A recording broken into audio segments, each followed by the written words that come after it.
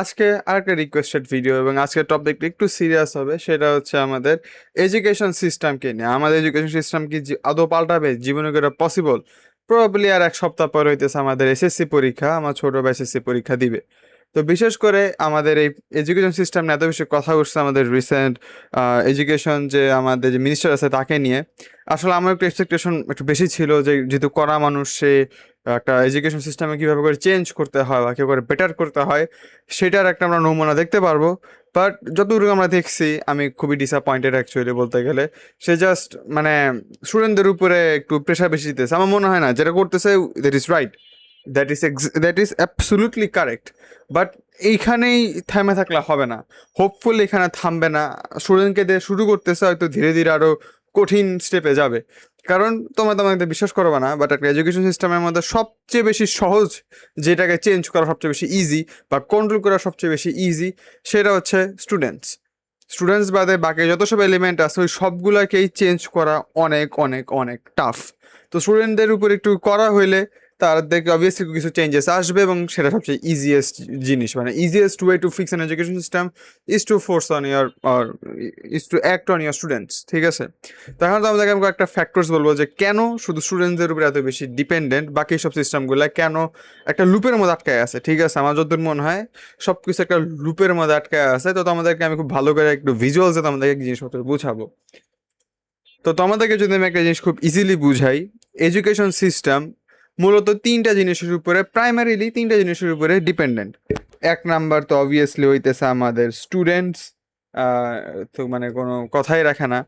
আরেকটা হচ্ছে আমাদের টিচার্স, অবভিয়াসলি আমাদের গুরুজন। আর আরেকটা ফ্যাক্টর হইতেছে সেটা হচ্ছে আমাদের সিস্টেমের মধ্যে আমি হইতেছে হলো প্রশ্ন, বুক, কোশ্চেন প্যাটার্ন, আমি এইসব ঢুকাই দিতেছি। ঠিক আছে, আমি ওটাকে সিস্টেম বলতেছি as a whole, but technically সব কিছু একটা সিস্টেমের মধ্যে কাজ করে, তাই না? তো আমাদের যে জিনিসটার উপরে সবচেয়ে বেশি ফোকাস করা উচিত সেইটা হচ্ছে আমাদের টিচার্স। এখন আমার আম্মা একজন টিচার, কলেজের টিচার, তো আমি সেই অনুযায়ী বলতেছি আমি কেন টিচার্সদের কথাটা বললাম। এর একটা রিজন আছে। রিজনটা হচ্ছে আমাদের টিচার্স হইতেছে আমাদের সবচেয়ে বড় প্রবলেম।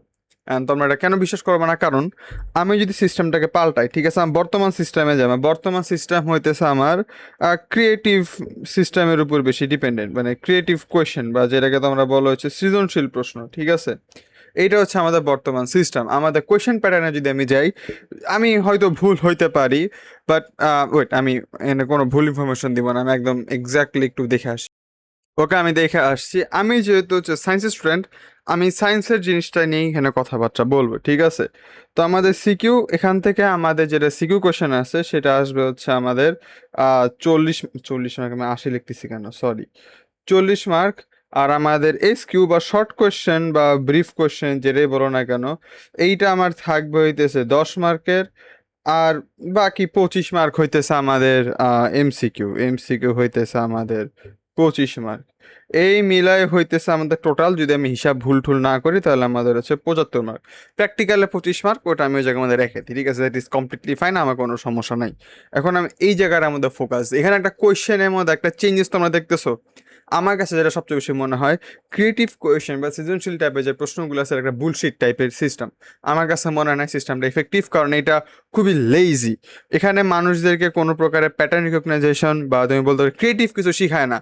আমাদেরকে কিছু স্ট্রাকচার শিখাই দিবে, সেই স্ট্রাকচার ফলো করে তোমরা জাস্ট কপি পেস্ট করে বসা যাবে, তো আমাদেরকে কোনো কিছু বুঝাবে না ইন ডিটেলসে। ঠিক আছে, আমার যতদূর মনে হয় আমাদের ক্রিয়েটিভ কোশ্চেনের মধ্যে, ঠিক আছে, আমাদের কত, আমাদের 5 মার্ক থাকে হইতেছে, 5 মার্ক কি ছিল, না, আমাদের 3 মার্ক থাকে হইতেছিল থিওরি। আর বাকি 7 মার্ক থাকে হচ্ছে হলো আমাদের প্র্যাকটিক্যাল, বা বলতে প্র্যাকটিক্যাল না, তো বলতে পারো হচ্ছে তোমার এখানে তো প্র্যাকটিক্যাল কিছু না, জাস্ট ম্যাথ, সহজ ভাষায় যদি আমি বলি, রাইট? আমার কাছে মনে হয় সেটা একটা বড় সমস্যা। এখন আমি যতই বলি না কেন, এটা একটা বড় সমস্যা। এই সিস্টেমটা আমাদের দেশে অ্যাপ্রুভড এবং এইটা পাল্টাবে না। তুমি জানো এটাকে কেন পাল্টাবে না? এটা পাল্টানোর সবচেয়ে বড় রিজন হইতেছে আমাদের টিচার্সরা। আমাদের যে টিচাররা আছে, সেই টিচাররা কোনো চেঞ্জেস চায় না তাদের সিস্টেমের মধ্যে। এবং এইটার সবচেয়ে বড় রিজন কি জানো? টিচাররা কেন এই ক্ষেত্রে লেজি যে তারা কোনো নতুন সিস্টেমকে অ্যাডাপ্ট কেন করবে না? সেটা মেন রিজন হইতেছে আমার টিচারদের স্যালারি। তুমি আমাকে বলো, ঠিক আছে, তোমার একটা চাকরি যেটাকে তোমাকে কম স্যালারি দেয়। ওয়েট, আমি একটু আসতে, তুমি একটা জিনিস খেলে ভাবো, তোমাকে যদি কম স্যালারি দেয়, তুমি একটা সাপোজ তোমার কাজ হইতেছে, এ পয়েন্ট থেকে বি পয়েন্টের মধ্যে তুমি একটা জিনিস নিয়ে যাবা, ঠিক আছে, একদম ইজি কাজ, একদম স্ট্রেট ফরওয়ার্ড, অত কঠিন বা অত মাথা ঘোরানো কোনো কাজ না, ঠিক আছে। এবং এটা যেহেতু সহজ কাজ বা কঠিন কাজ বা যেটাই হোক না কেন, তোমার বেতন শিট, ঠিক আছে, সাপোজ তোমার বেতন শিট, সাপোজ তুমি মাসে এই কাজটা করার জন্য, এ থেকে বি পয়েন্টে যাওয়ার জন্য তুমি মাসে বেতন পাও হইতেছে 5,000 টাকা, ঠিক আছে, অত বেশি বেতন না, মাত্র 5,000 টাকা তুমি পাও। এখন তোমাকে বলতেছে একজন বেড়া এসে বলতেছে, আচ্ছা তুমি আগে এ থেকে বিতে যাইতা, এইটা তো একটু পুরাতন হয়ে গেছে, এটা আর চলতেছে না, আমাদের রাস্তার একটু সিস্টেম সব কিছু পাল্টাই গেছে, তুমি না এই থেকে বিতে যাবে, আবার তোমার রাস্তা এখন হয়ে গেছে এই যে এরকম, ঠিক আছে, একটু ঝামেলাপূর্ণ, বাট এটা হচ্ছে তোমার রাস্তা। আর বেতনের কথা বলতেছে না, বেতন কেমনে বাড়াবো ভাই, সিস্টেম পাল্টাইছে, তোমাকে বেতন পাল্টাবে তাই বলে তোমাদের তো আমার তো প্রতিষ্ঠান চালাইতে হবে, তাই না? And that is the main problem. আমাদের প্রবলেমটা হইতেছে আমরা যদি একটা কমপ্লেক্স সিস্টেম নিয়ে আসি, যেটা কিনা আমাদের এডুকেশন সিস্টেমের জন্য ভালো, কারণ এই সিম্পল এ টু বি সিস্টেম আমাদের এই যুগে এসে আসলে চলবে না, কারণ এখন অনেক বেশি কমপ্লেক্স হয়ে যাবে সব কিছু সিস্টেম, স্পেশালি আমাদের এখন যখন এআই আছে। আর যদিও এআই পপ করবে আমি জানি, বাট স্টিল এআই একটা টুল হিসাবে থেকে যাবে। কারণ এই যুগের মধ্যে এসে তোমার এই এ টু বি পয়েন্টে পড়াশোনা দেওয়ার হবে না, এইটা তুমি যদি করো তুমি বিরাট বড় একটা বাস খাবা, সর্বোচ্চ তুমি একটা কর্পোরেট স্লেভ হইতে পারবা, এর বেশি আর কিছুই হইতে পারবা না, ঠিক আছে। তো এখন তুমি যদি এডুকেশন সিস্টেম যদি খুব ভালো করতে চাও, তোমার এই যে এরকম প্যাচানো সিস্টেমের তোমার যে টিচাররা তোমার গাইড করতে পারবে, তারাই হবে হইতেছে হলো তোমার ভালো সিস্টেম, বা তুমি বলতে পারো একটা তোমার টিচার, সেই ক্ষেত্রের মধ্যে খুব ভালো একজন টিচার। বাট তোমার বেতন যখন শীত, টিচাররা অবভিয়াসলি চাবে না, তারা যখন এ টু বি এত বছর যাবত করে আসতেছে, হুট করে সিস্টেম চেঞ্জ হয়ে আমাদের এইরকম প্যাচানো একটা সিস্টেম চলে আসবে, এটা তারা চাইবে না। এবং এটা স্বাভাবিক, এটা শুধু টিচারদের ক্ষেত্রে না, যে কোনো জবের মধ্যে, যে কোনো জবের মধ্যে। এখন তুমি যদি একটা বেটাকে বলো, তুমি যদি এমন একটা বেটাকে বলো যে আগে মনে করো সামলাইতে হইতেছে হইলো, মনে করো একটা অ্যাকাউন্টেন্ট, ঠিক আছে, সে মনে করো 1,000, 1,000 কম হয়ে যায়, সাপোজ 10,000 তোমার হিসাব করতো, 10,000টা ক্লায়েন্টে সে হিসাব করতো প্রতি সপ্তাহে, এবং এর জন্য সে বেতন পাইতো সাপোজ 25,000 টাকা, ঠিক আছে, 10,000-এর জন্য। এখন সে বলতেছে, এখন তোমার কর্পোরেশনে তোমার মালিক বলতেছে আমাদের কাস্টমার সংখ্যা বেড়ে গেছে, আমাদের কাস্টমার সংখ্যা এখন বেড়ে দাঁড়াইছে হচ্ছে 30,000 কাস্টমার পার উইক, বাট তোমার বেতন, সেই ক্ষেত্রে তোমার বেতন কি সে সেম চাবে? অবভিয়াসলি সেই সময় সে বেতনটা সেম চাবে না, সে চাবে বেতনটা যাতে একটু বেশি হয়, কারণ আমাদের এখানে কাজ বেশি করতে হবে। এইখানে বিষয়টা সেম, একটা সিস্টেম আমার আগে থেকে চালু ছিল, সেই সিস্টেমটাকে মানুষ ইজিলি চেঞ্জ করতে চাবে না, কারণ মানুষ অ্যাডাপ্ট করে ফেলছে। যারা ইয়াং টিচার তাদের একটা তাও একটা বিষয় আছে যে ওকে, সিস্টেম চেঞ্জ হয়ে গেছে, আমার আমার বয়স মাত্র হইতেছে 28 বা 30 বছর, আমি যদি এই লাইনের মধ্যে থাকতে চাই, আমার সামনে আরো 15 থেকে 20 বছরের আরো কাজ করার মতন অপরচুনিটিস থাকবে এই সেক্টরের মধ্যে, সো আমি চেঞ্জ করে ফেলি। বাট তোমার যে সব টিচারদের বয়স, ঠিক আছে, 55 বা 60-র মধ্যে চলে গেছে, হাই স্কুলের মধ্যে এটা খুবই রেয়ার, বাট তাও কয়েকজন থেকে যায় আর কি, তারা যদি এই বয়সের মধ্যে থাকে বা 40+, এত দূর যেতে পারে না, 40+, তারা কোনো মতো চাইবে না সিস্টেম পাল্টাক, কারণ তারা অলরেডি 20 থেকে 25 বছর পর্যন্ত একটা সিস্টেমের মধ্যে লক ছিল। তারা চাবে না তাদের লাইফের শেষ কয়েকটা দিন তারা এর জন্য আবার পুরো আলাদা করে ট্রেনিং, আলাদা করে প্যারা, এসব তারা নিতে চাবে না, ঠিক আছে, এটা জাস্ট ইম্পসিবল। সো এখন তোমরা বুঝতেছো প্রবলেমটা কোন জায়গার মধ্যে, প্রবলেমটা হচ্ছে আমাদের টিচার্সদের মধ্যে। এখন আমি টিচার্সদের দোষ দিব না, কারণ আমাদের টিচারদের স্যালারি হচ্ছে শিট। তোমরা যারা জানো না, অনেক সরকারি স্কুলের মধ্যে তোমরা যারা প্রাইমারি টিচার হয়, প্রাইমারি স্কুল মানে ক্লাস 5 বা 6-এর উপরে যারা হয়, 8 পর্যন্ত প্রাইমারি পড়াশোনা, ঠিক আছে, এই প্রাইমারি পড়াশোনা যেগুলা সরকারি স্কুল কলেজে থাকে, অনেক টিচাররা যারা নতুন নতুন চাকরিতে ঢুকে, যাদের বয়স মনে হয় কত 26, মানে কেবলমাত্র ভার্সিটি থেকে তারা ব্যাচেলার্স করে পাশ করছে, কারণ টিচার, এই প্রাইমারি টিচার হওয়ার জন্য তো আমার পিএইচডি ডিগ্রি লাগে না, ঠিক আছে। তো 25 থেকে 28 বছরের মধ্যে যারা জয়েন করে, তারা বেতন ছাড়া কাজ করে।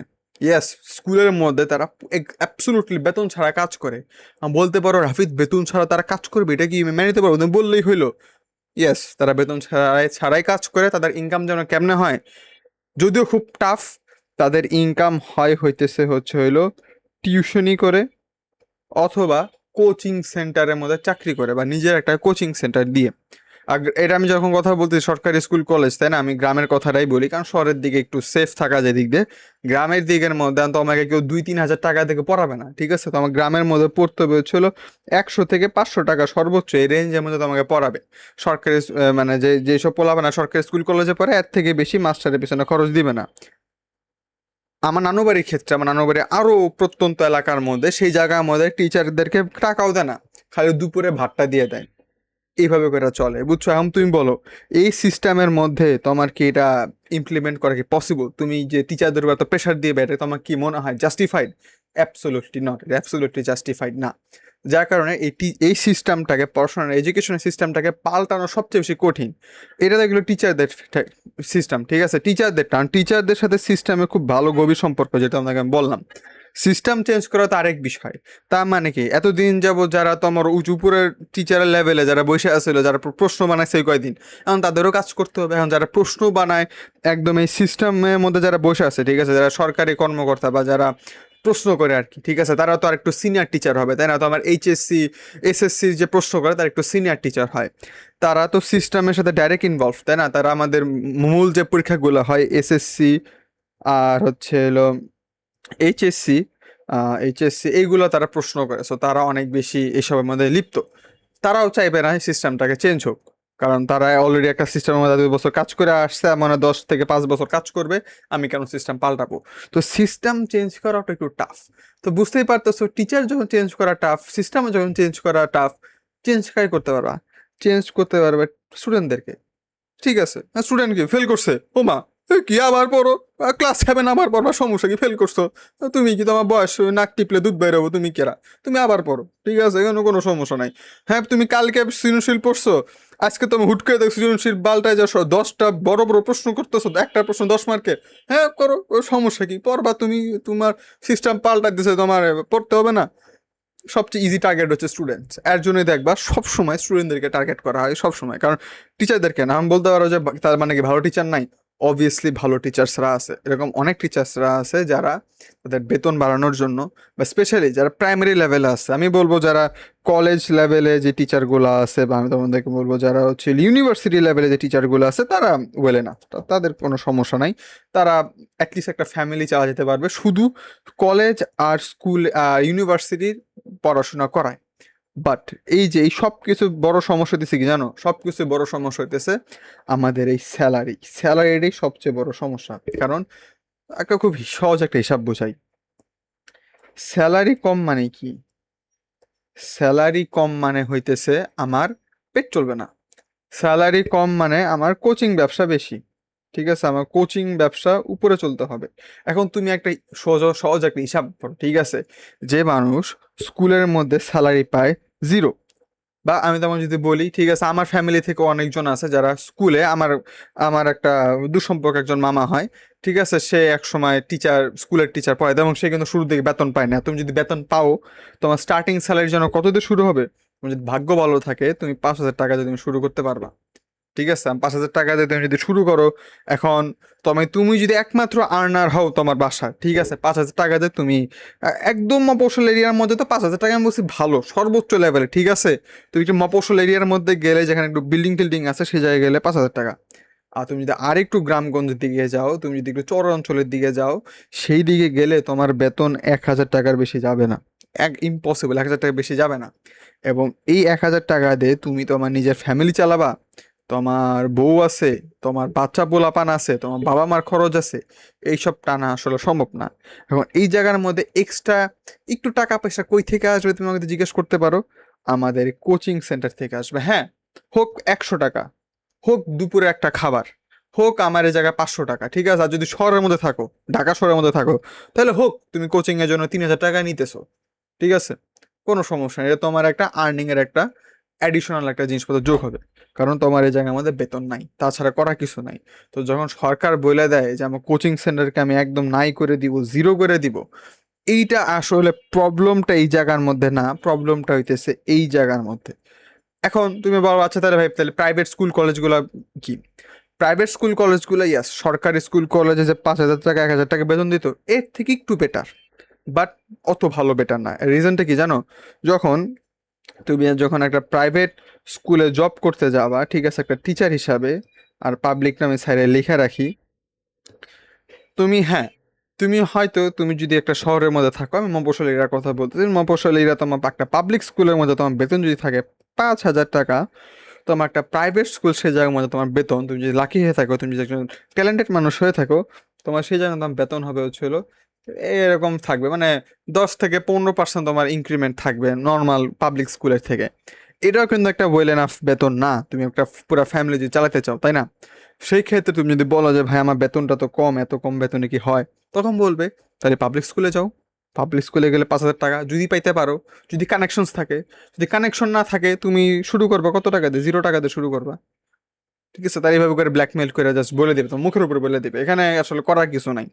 তার উপরে প্রাইভেটের মধ্যে এক্সট্রা প্রেশার তো আছে, স্টুডেন্ট খারাপ করলে তুমি টিচারদের উপর প্রেশার পড়ে। পাবলিক স্কুলের মধ্যে প্রেশারটা নাই বলতে গেলেই চলে, খুবই কম এই pressure negligible pressure. But private কলেজের মধ্যে স্কুলের মধ্যে, কলেজ না সরি, প্রাইভেট স্কুলের মধ্যে এটা প্রেশারটা বেশি। স্টুডেন্টদের রেজাল্ট ভালো করতে হবে, প্যারেন্টসদেরকে সন্তুষ্ট করতে হবে, ঠিক আছে। তার মধ্যে তোমার এখানে টাকা মারার চান্স একটু কম, মারবে অবভিয়াসলি টাকা মারবে, বাট টাকা মারার চান্স একটু কম। তোমার বিলিং ফিলিং ভালো করে রাখতে হবে, তাই না? সরকারি তো ভাই পাইলেই সবাই টাকা পয়সা নিয়ে দৌড় দেয়। এখন আমরা আসি হইতেছে যে তার মানে কি সরকার কি আমাদের বেতন কম এতে সব মানে কোনো লক্ষ্য দেয় না? অবভিয়াসলি এখানে একটা রিজন আছে, এখানে সবচেয়ে বড় রিজন হইতেছে আমাদের স্কুল। আমি কি এটাকে স্কুল বোর্ড বলবো? হ্যাঁ, আমি এখানে স্কুল বোর্ড বলি। তুমি জানো তোমার স্কুল বোর্ডে যারা প্রধান আছে তাদের শিক্ষাগত মান তোমার স্কুলের একদম যে ফ্রেশার যে টিচার আছে না, যে টিচারে তোমার এখনো চুল পাকে নাই, সেই টিচারের থেকেও তোমার যোগ্যতা কম স্কুল বোর্ডের যে হেডে থাকে, ঠিক আছে। এরা শহরের দিকে হয়তো একটু কম থাকতে পারে, রেপুটেটেড ইনস্টিটিউশনের ক্ষেত্রে হয়তো একটু কম থাকতে পারে, বাট গ্রামের দিকে তুমি যদি যাও, বিশেষ করে সরকারি স্কুলের মধ্যে তুমি যদি যাও, অথবা এমপিএ ভুক্ত স্কুলের মধ্যে তুমি যদি যাও, স্কুল বা কলেজের মধ্যে যদি যাও, তোমার এই বোর্ডের মধ্যে যারা বসে থাকবে, ঠিক আছে, পান খাওয়া লুঙ্গি পরা যে লোক থাকবে, তাদের শিক্ষাগত মান তোমার স্কুলের একদম ফ্রেশ টিচার যে মাত্র জয়েন করছে তার থেকেও এক্সপিরিয়েন্স কম। এরা সবে মাত্র যদি ভাগ্য ভালো থাকে এসএসসি পাস করতে পারে, এর বেশি না, ঠিক আছে। আর এক জায়গায় ঢুকছে কিভাবে, এই সব কিছুর মধ্যে ঢুকছে কিভাবে? পলিটিক্স, ঠিক আছে। এবং এটা কোনো দল মানে না, ঠিক আছে। তুমি যে কোনো দল নিয়ে আসো, তুমি যে কোনো দল নিয়ে আসো, তুমি আমাদের ডিডির দল নিয়ে আসো, তুমি আমাদের টিয়া পাখির দল নিয়ে আসো, তুমি আমাদের ওটা কি বলে কি বলে নৌকা নিয়ে আসো, ঠিক আছে, সবগুলোর মধ্যে সেম। এখানে কোনো ডিফারেন্স নাই, সবগুলাই একই। আর এখানে এই পদে এখানে যারা এসএসসি পাস করা যে পোলাপান থাকে না, বা যে লোকগুলা থাকে না, এরা আসলে ওরকম কঠোর দল করে না, এরা হচ্ছে পাঁচ পার্টি। যে দল পাওয়ারের মধ্যে আছে বা যে দল এলাকার মধ্যে ক্ষমতার মধ্যে আছে, তো just পা চাটবে, পা চেটে চেটে উঠবে, এই জায়গার মধ্যে বসে থাকবে, ঠিক আছে। এরাই হইতেছে স্কুলে যে ফান্ডিং গুলা থাকে স্কুল থেকে আমাদের, হ্যাঁ, আমাদের স্কুলে তুমি বলো ভাই কারো বেতন কি 0 দিয়ে শুরু হইতে পারে? এটা কি পসিবল?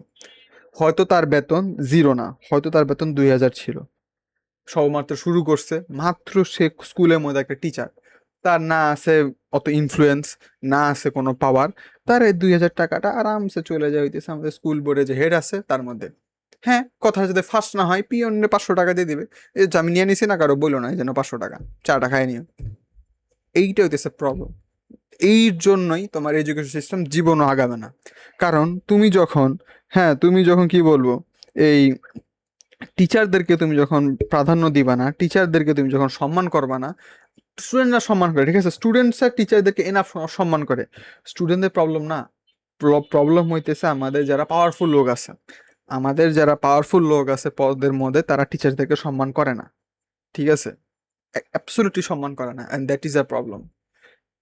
টিচার যদি টিচার যদি ঠিক মতন ট্রিটমেন্ট পায়, টিচার যদি এনাফ বেতন পায়, হ্যাঁ, 100%-এর মধ্যে 10% টিচার থাকবে যারা ফাঁকিবাজ, ঠিক আছে, ভালো সব কিছু ঠিক করার পরও তারা নতুন সিস্টেম চেঞ্জ করতে চাইবে না, কারণ তারা অলস, চাইবে না।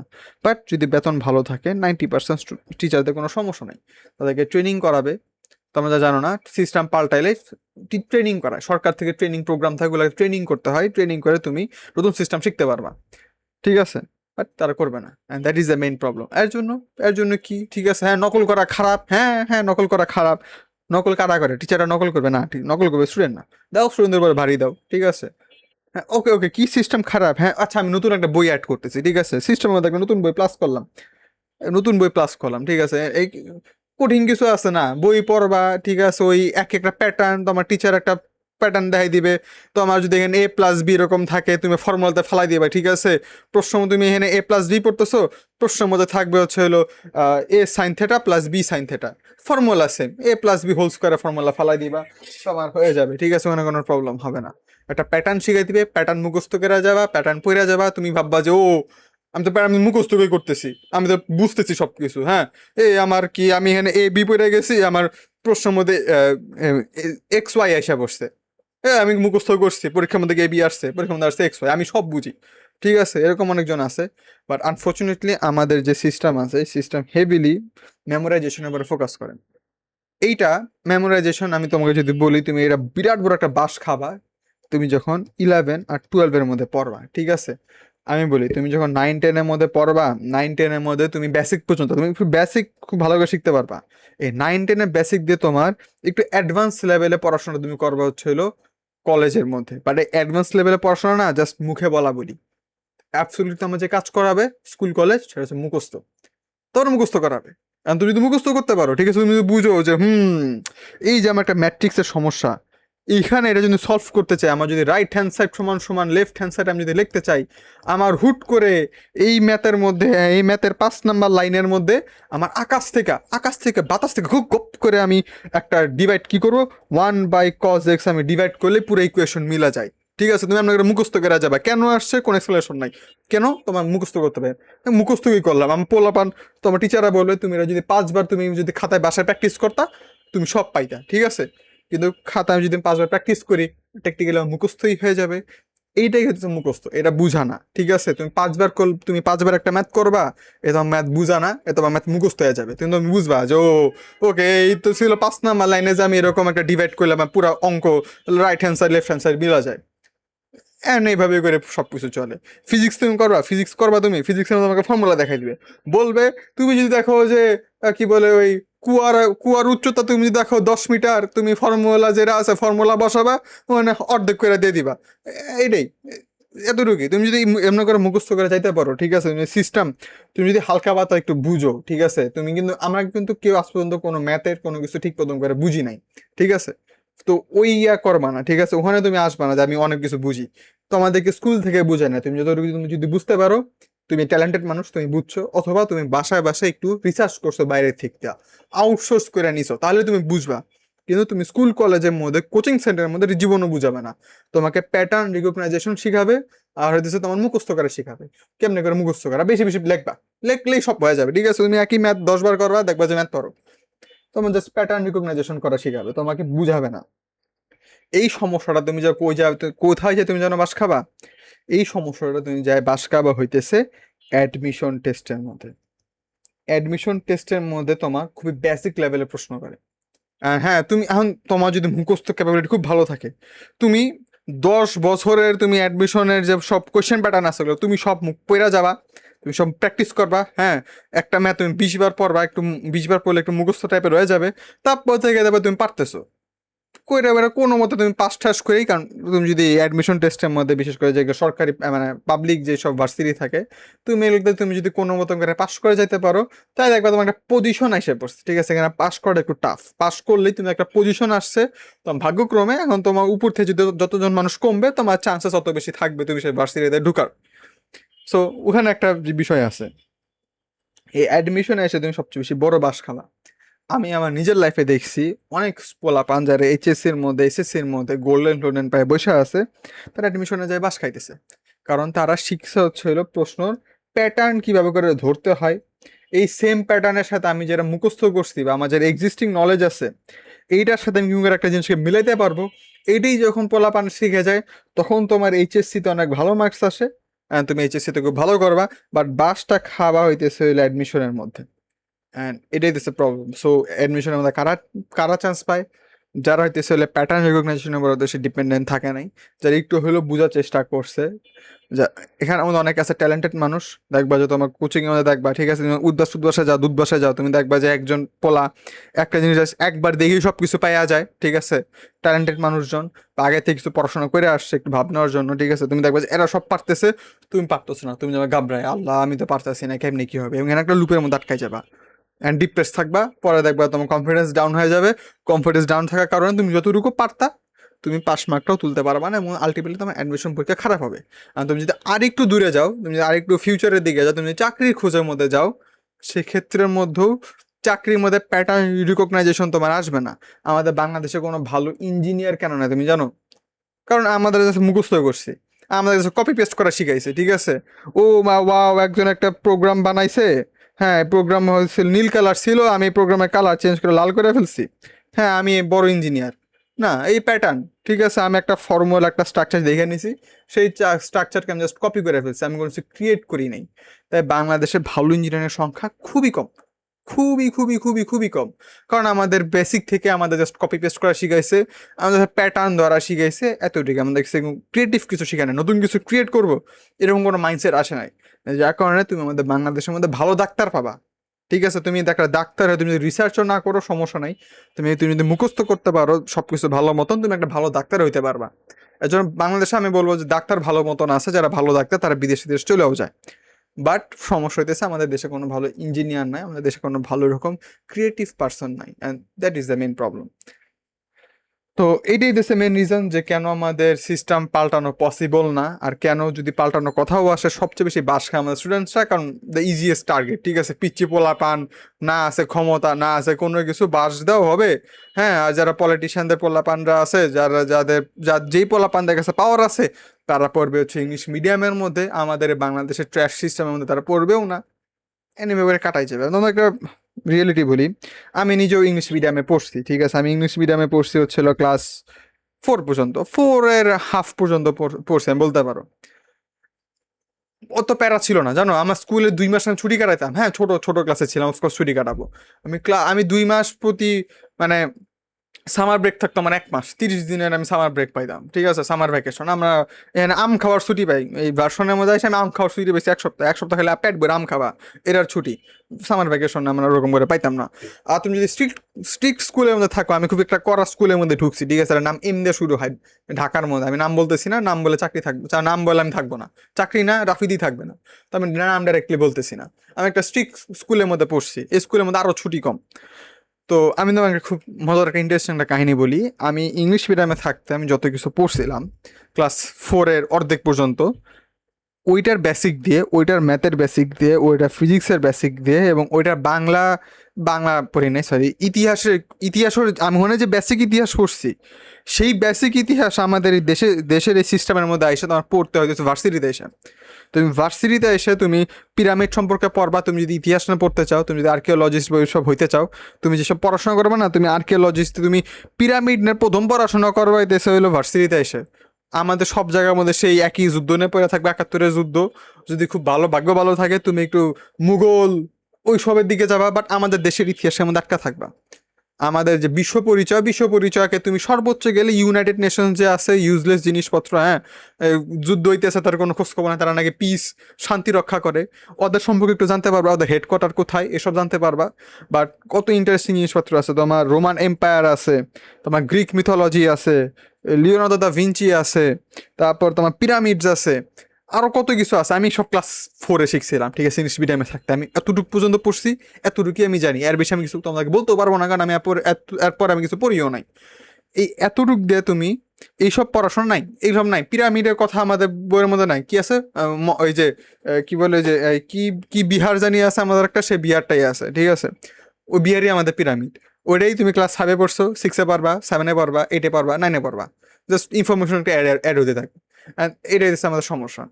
সো আমি ওই সে ক্লাস 4-এ থাকতে যে ম্যাথ করছি, যে সায়েন্স করছি, সেইটা দিয়ে আমি ক্লাস 9 পর্যন্ত টানছি, মানে ক্লাস 8 পর্যন্ত টানতে পারছিলাম, যদি ক্লাস 8 আমি পড়ি নাই, বা যতটুকু পড়ছি ওইটার বেসিক দিয়ে আমার হয়ে গেছে। তো আমাকে বুঝো, আমি ক্লাস 4 পড়ছি, সেই ক্লাস 4-এর বেসিক দিয়ে আমি 5 পাস করছি, 6 পাস করছি, 7 পাস করছি, এইটাই যতটুকু করছিলাম অতটুকু আমার অতটুকুর মধ্যে ছিল। নতুন নতুন কনসেপ্ট আমি শিখছি হচ্ছিল 9-এ এসে, আমি 9-এর মধ্যে এসে আমি ট্রিগোনোমেট্রিক এইসব জিনিসপত্র শিখছি। তার আগে যতটুকু আমি জানতাম ওই সব কিছু সেই ইংলিশ মিডিয়াম থেকে আমি শিখে আসছিলাম। ওখানেই সায়েন্সের মধ্যে ফিজিক্স ছিল, আমাদের ফিজিক্সের মধ্যে যতটুকু পড়ছি অতটুকু। আচ্ছা না, ওখানের মধ্যে মনে আছে আমি ক্লাস 4-এ থাকতে আমরা রিফ্লেকশন চ্যাপ্টার ছিল, ওই রিফ্র্যাকশন ওইটা আমি পড়ছিতেছিল 9-এ এসে। আমাদের এই ইয়াতে 6-7-এর মধ্যে ওই জিনিসটা ছিল না, মানে অত ডিটেলসে ছিল না যতটা ডিটেলস কিনা আমি ক্লাস 4 এর মধ্যে পড়ে আসছিলাম। যেটা বলতেছিলাম, যাদের পাওয়ারফুল মানুষ তাদের পোলাপান পড়বে ইংলিশ মিডিয়ামে পড়বে, তারা ভালো সিস্টেমে পড়বে। যদি পড়াশোনা করতে চায়, ম্যাক্সিমাম এগুলো পোলাপান পড়াশোনা করতে চায় না, তারা সেই বাপের পাওয়ার নিয়েই থাকতে চায়। আর যদি থাকতে চায় একটা সিস্টেমে পড়লে ইট ডাজেন্ট ম্যাটার, ঠিক আছে, ইট ডাজেন্ট ম্যাটার। সেটাই ছিল আমাদের কেন এডুকেশন সিস্টেম পাল্টানো সম্পূর্ণ ইম্পসিবল আমার মতে। যদি হ্যাঁ জন্য আমি মিলনের প্রতি একটু মানে আমাদের যে বর্তমান যে ইয়ে আছে তার প্রতি আমি একটু বেশি ট্রাস্টেড ছিলাম, কারণ এক মানুষটা করা, ঠিক আছে। এ চাইলে টিচারদেরকে কম বেতন দিয়েই সিস্টেমগুলো ঠিক করতে পারতো, বাট একজন মানুষ দিয়ে তো পসিবল না, আমার যতদূর মনে হয় এটা হবে না। যদি হয় এই জেনারেশন দিয়ে হবে না, ঠিক আছে। এই জেনারেশনে আমাদের এই জেনারেশন যারা আছে আমরা কোনো সময় ভালো সিস্টেম পাবো না। আর রিজন হইতেছে আমাদের যেসব চাচারা আছে, মামারা আছে, কাকারা আছে, দাদারা আছে, ঠিক আছে, এদের জেনারেশন খুবই অলস, অত্যন্ত অলস। এদেরকে দিয়ে এই জিনিসগুলো হবে না। তারা কমফোর্টেবল, তারা কমফোর্ট জোন থাকতে খুব পছন্দ করে, তাদেরকে একটু কমফোর্ট জোনে বাইরে নিয়ে যাবে, এরা থাকতে পারবে না। সেটা কবে হইতে পারে এসব সিস্টেম চেঞ্জ? প্রবাবলি আমরা যখন বাপ চাচা হয়ে যাব, দাদা হয়ে যাব, তখন হয়তো যে চেঞ্জ হইতে পারে, কারণ তখন আমাদের এসব সিস্টেমের মধ্যে আমাদের পোলাপান আসবে। যদি ভালো পোলাপান আসতে পারে তাহলে তো কিছু একটা হবে, আর যদি সে ভালো পোলাপান আসে সে একই রিসাইকেল হয় তাহলে তো ডুম টু ফেল, করা কিছু নেই। And that was my inspection. তোমরা বলো কি? আর এডুকেশন সিস্টেম কিন্তু কোনো মতে একটা মানে কি বলে কোনো মতেই একটা লাইট টপিক না। কারণ তুমি জানো একটা এডুকেশন সিস্টেম যদি দুর্বল থাকে, একটা দেশের স্টুডেন্টরা যদি ডাম থাকে, বোকা থাকে, বলদ থাকে, সেই সেই দেশের সবচেয়ে বেশি বেনিফিট জন্য কার হবে? রুলিং পাওয়ারের, দ্য টপ ক্লাস পিপল। কারণ যারা টপ ক্লাস পিপল আছে তারা হইতেছিল এইসব সিস্টেম থেকে বেড়ে থাকতে পারবে, তারাই সিস্টেম চালায়, তাদের সিস্টেম বেড়ে থাকবেই। ট্র্যাপ থাকবে হইতেছে হলো এই যে ব্রেনলেস যে মানুষগুলো আছে, ঠিক আছে। এই যে আমাদের দেশে এডুকেশন সিস্টেম ভালো না, ঠিক আছে, তুমি কি হবা? তুমি একটা কর্পোরেট স্লেভ হবা, এই একই কপি পেস্ট কাজ করবা, এই কপি করে পেস্ট করবা। এই যে একজনে তোমার হিসাব আসছে, হিসাব তুমি জাস্ট কপি করে পেস্ট করতে থাকবে, এটাই তোমার জব। তুমি একজন দাসায় থাকবা, আর এটাই তোমার চায়, ঠিক আছে। এটাই তোমার উপরে মহলে যে মানুষজন আছে তারা এটাই চায়, তারা চায় লয়াল স্লেভস। তারা কোনো সময় একজন চাইবে না যে তুমি একটা সিস্টেম চালাইতেছো তাই ক্রিটিসাইজ করুক, এমন মানুষ তারা চাইবে না। And that is the problem. এর জন্য এডুকেশন সিস্টেমের প্রতি মানুষ এত বেশি করা হয় না, কারণ করা হইলে আসলে ওই যেসব মানুষ আছে না পাওয়ারে, তাদের নিজেরই পায়ে কুড়াল মারা হবে। যার কারণে তারা চায় না যে দেশের মানুষ বেশি স্মার্ট হোক, তারা চায় দেশের মানুষ এই গর্বংশী থাকুক, ওই কর্পোরেট স্লেভই হোক। একজন দেখবা আমেরিকার এডুকেশন সিস্টেম অত বেশি আহামরি ভালো না, ঠিক আছে, কারণ তারাও সেই একই পাওয়ার হাঙ্গ্রি স্লেভস চায়। ওকে, এটাই ছিল আমার কথাবার্তা। আম, চায়না আগায় যাবে সব জায়গায় দিক দিয়ে, ঠিক আছে। ওরা সবকিছুই দাম দেয়, আমাদের মতন ডিপ্লোমা স্টুডেন্টদেরকে অসম্মান করে না, বা ইঞ্জিনিয়ার ডিগ্রিওয়ালা মানুষদেরকে কোনো কিছু করে না। ওখানে প্রত্যেকটা ডিগ্রি আলাদা আলাদা কাজ আছে, আলাদা আলাদা মান আছে, সেগুলো মনে করি সবকিছু চলে। আগে 10 বছর আগে আমরা বলতাম মেড ইন চায়না, বেশি দিন যায় না। এখন চায়নার টেকনোলজি সব জায়গায় ইউজ হয়, তো বুঝো। ওকে, যাক, আমি কথা বলতেছি না, বাই।